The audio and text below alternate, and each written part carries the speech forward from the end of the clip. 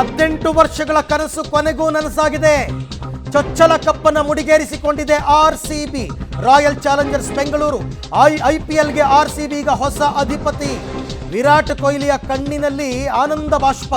Punjab Kings ಅನ್ನ ಬಗ್ಗು ಬಡಿದಿದ್ದಾರೆ royal Challengers. ಅರ್ಹ ಗೆಲುವು ಆರ್ಸಿಬಿಗೆ ದಕ್ಕಿದೆ. 191 ರನ್ ಚೇಸ್ ಮಾಡುವಲ್ಲಿ ವಿಫಲರಾಗಿದ್ದಾರೆ. ಅಲ್ಲಿಗೆ ಆರ್ಸಿಬಿ ಈ ಬಾರಿಯ ಚಾಂಪಿಯನ್. 6 ರನ್ಗಳಿಂದ ಗೆಲುವು. ಆದರೂ ಕೂಡ ಶಶಾಂಕ್ ಸಿಂಗ್ ಭಾರಿ ಪ್ರಯತ್ನ ಪಟ್ಟರು ಗೆಲ್ಲೋದಕ್ಕೆ. ಕೊನೆ ಓವರ್ನಲ್ಲಿ ಕೂಡ 3 6 1 4 ಹೊಡೆದ್ರು. ಆದರೆ ಗೆಲುವಿನ ಸನಿಹಕ್ಕೆ ಬರಕ್ಕಾಗಲಿಲ್ಲ. 191 ರನ್ ಗರಿ ಬೆನ್ನತ್ತುವಲ್ಲಿ ವಿಫಲವಾಗಿದೆ.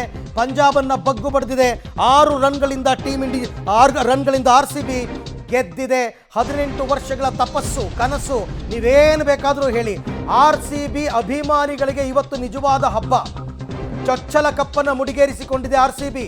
ಎಲ್ಲೆಲ್ಲೂ ವಿರಾಟ್ ವಿರಾಟ್ ವಿರಾಟ್ ಇಡೀ ಸ್ಟೇಡಿಯಂ ನೋಡಿ, ಆಗಲೇ ಸೆಲೆಬ್ರೇಷನ್ ಶುರುವಾಗಿದೆ. ಆರ್ಸಿಬಿ ಸರ್ತಿ ಚಾಂಪಿಯನ್ ಆಗಿ ಹೊರಹೊಮ್ಮಿದ್ದಾರೆ.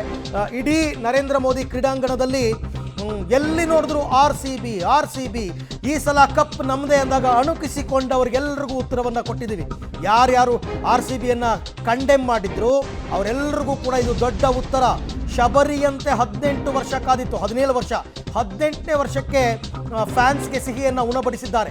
ಸತತ 18 ವರ್ಷಗಳ ಕಾಯುವಿಕೆಗೆ ಉತ್ತರ ಸಿಕ್ಕಿದೆ. ಈ ಸಲ ಕಪ್ ನಮ್ಮದು, ಕುಣಿದು ಕುಪ್ಪಳಿಸಿದ್ದಾರೆ ಫ್ಯಾನ್ಸ್. ಎಲ್ಲರೂ ಹೇಳಿ ಜೋರಾಗಿ, ಈ ಸಲ ಕಪ್ ನಮ್ಮದೇ ಅಲ್ಲ, ನಮ್ಮದು.